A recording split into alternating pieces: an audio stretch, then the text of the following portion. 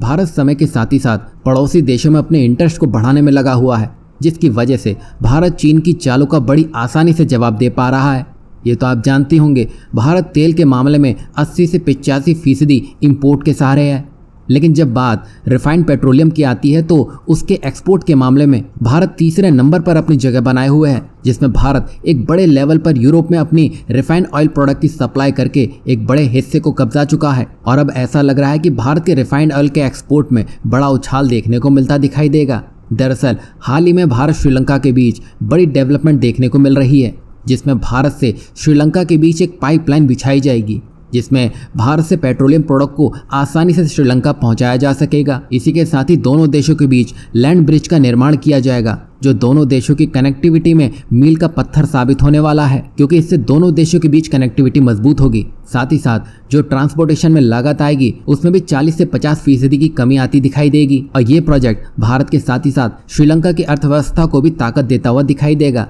यही नहीं, श्रीलंका स्थानीय लेन देन के लिए डॉलर, यूरो और येन की तरह भारतीय रुपयों को स्वीकार करने पर भी विचार कर रहा है। वहीं बात करें दोनों देशों के बीच के व्यापार की, तो दोनों के बीच 5 से 6 बिलियन डॉलर के आसपास का व्यापार होता है। वहीं यह प्रोजेक्ट जैसे ही श्रीलंका में पूरा हो जाता है तो दोनों देशों के बीच का व्यापार 10 बिलियन डॉलर के आंकड़े तक को छू जाएगा। और जिस तरह भारत ने हाल के समय में श्रीलंका की मदद की है, उससे श्रीलंका का झुकाव भारत की तरफ देखा जा सकता है और भारत ऐसा करके चीन को बड़ी चोट पहुंचाता दिखाई देगा। वहीं भारत ऐसा करके चीन को श्रीलंका से ही नहीं बल्कि दुनिया के हर उस कोने से साफ करने के मूड में है जहां चीन अपनी चालाकियों के दम पर टिका हुआ था। ये तो आप जानते होंगे कि भारत के लिए चाबार बंदरगाह अफगानिस्तान और उसके आगे जाने के लिए एक बड़े रास्ते के रूप में सामने आया है, जिसमें भारत आसानी से पाकिस्तान को बाईपास करते हुए अफगानिस्तान तक अपनी पहुंच सुनिश्चित कर पाया है। इससे न केवल व्यापार और ऊर्जा सुरक्षा में मदद मिल रही है, बल्कि भारत के महाशक्ति बनने की दिशा में भी इसकी महत्वपूर्ण भूमिका है।